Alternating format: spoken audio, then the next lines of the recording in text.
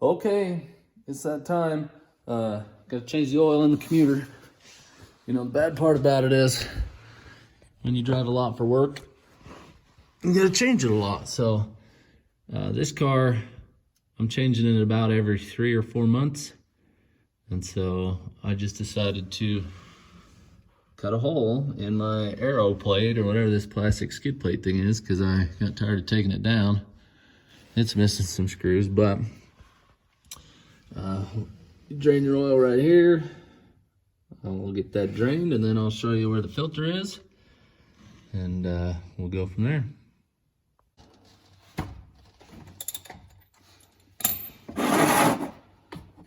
Yeah, so Volkswagen calls 10,000 miles between an oil change, which I don't think is crazy. Problem is, even with 10,000 miles between the oil changes, I'm still changing it every 3 to 4 months. So we'll let that drain. I've got a new drain plug.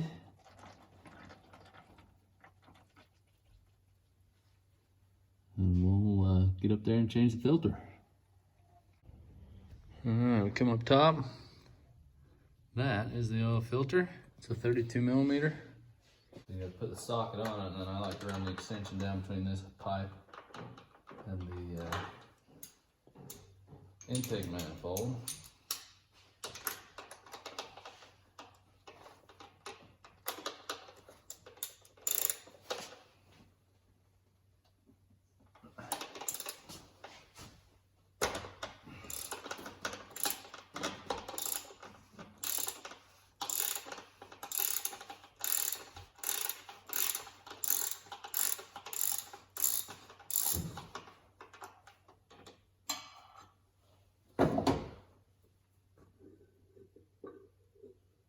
And I've found that the straighter up and down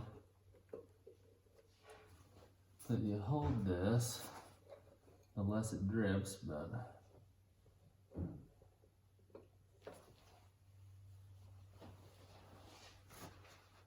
because if you hold it straight up and down, it's like there's oil on top of the filter there, and so if you tip it, it'll run out. That's why that heat shield has a hole in it, and it's turning black because it always drops oil right there whenever I change it. So let me grab the new filter. We'll get this changed out. All right, I've got this filter off here. Got a new O-ring. Get this put on here.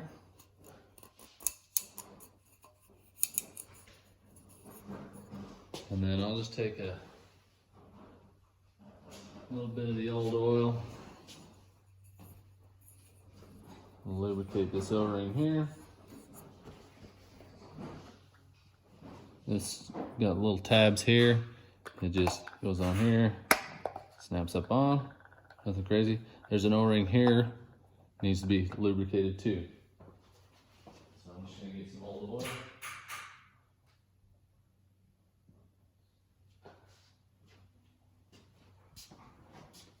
Lubricate that, lubricate this top O-ring, and then we'll go back in.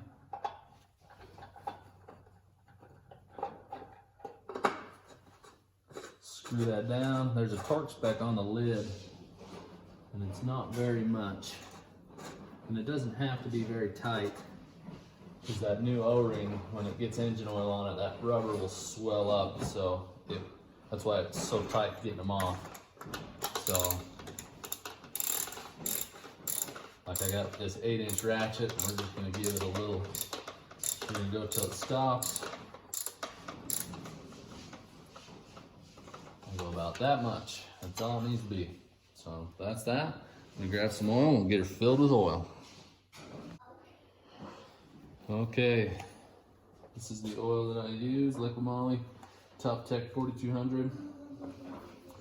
Probably don't need to use this oil, it's a little pricey, and I found a good deal on it this time, but I've been using it. You just need an oil for these cars that has the Volkswagen 507 specification.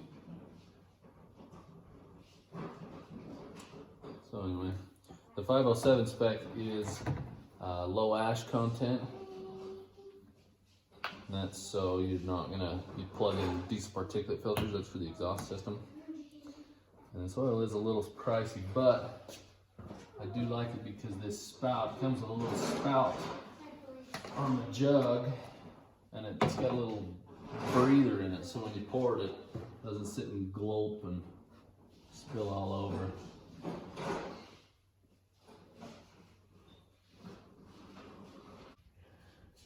Alright, so I'm going to change this fuel filter here.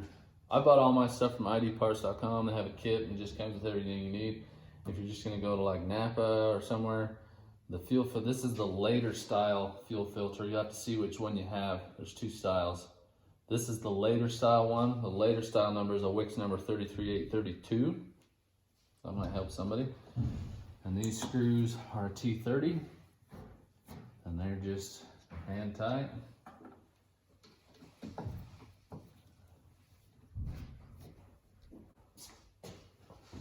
So we're gonna do this. See if we can't get under there. Just remember, you don't want to use a screwdriver as a pry bar. You know, they tell you not to misuse a tool. You don't use a screwdriver as a pry bar because it'll ruin it for the next time you want to use it as a punch. So get this pried up here. And it's not stuck down in there, it kind of pilots into this canister that it sits in. So you just kind of gotta work it up here.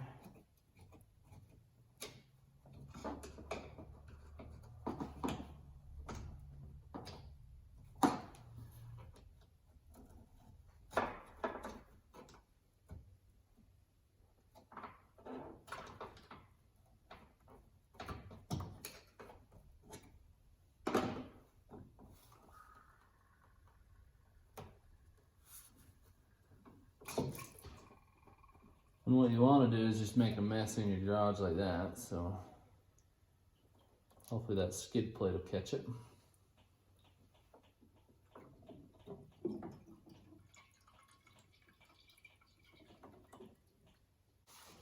Alright, so now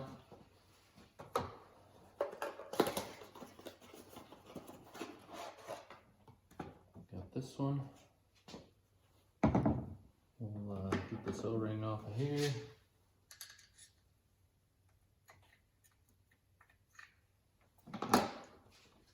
And they say you should suck this canister out, but every time I look down in there, the bowl's clean and there's nothing in the bottom, so I usually never worry about sucking out the canister. And they also say you need VCDS or some sort of a scan tool to get this to prime the fuel system, but I've never had a problem. You know, you might get a no start for a quick little bit, but I haven't ever had it give me too big a fit.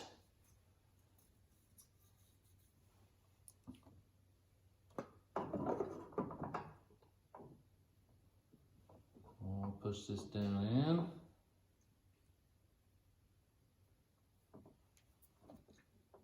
Get a little of this fuel. And is this the right way to do it? No. But car's got 150,000 on it now and seems to be fine. And I have been running some OptiLube additives. I tried it to see if I could get better mileage, but I haven't noticed any mileage gains. What I have noticed is it doesn't regen as much. So I'll get this screwed back down and then we'll move on. All right, so next we're gonna change this air filter. I'm using a T20, it's a little sloppy, but that's what I got. Let's see, there's 2, 4, 6, 8 screws that hold this thing down. Unscrew these. Should lift up here. Lift that up. Throw if you got leaves or diapers or anything in the bottom of this filter in the housing, now's a good time to get it out of there. Drop your new filter in. Put that baby on like that. And these screws will come up and stop. They won't come out of that lid. So now we can just screw the lid back down. We'll be on our way. So we're under here on the passenger side of the car. There's some plastic little whoppers that hold a phone insulator sound deadener or something up in there. There's two of those. You unscrew that and take that off. And then this. Sorry if I'm in your way, guys. This thing here, you grab this little tab, slide it towards the passenger side of the car. It slides over about 1/2 inch. And then this whole filter, you kind of got to watch it here. It catches this center console trim. This whole thing comes out. And then pay attention to which way this comes out, because it's got a little tapery. See that? And then tip it towards the front of the car, because the rear of it is the dirty. So if you tip it towards the back, all the dirt will come out. And then this has arrows this way. But we'll put this in the same direction. We've got slots here for this little, whatever you want to call this retainer plate. And we'll shove this up in there. And a lot of people I've seen, they'll take and put, they'll cut up little chunks of air freshener and stuff in here. Keeps their car smelling nice. Put that up in there, push it all the way up, slide that thing over, reinstall that foam piece, and that will be your cabin air filter.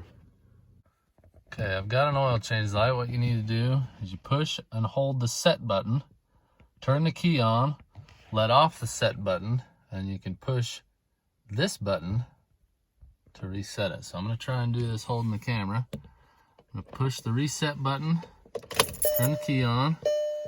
The oil change isn't there, but the wrench is still there. So now I'm going to push this button, and that should have reset the oil change light.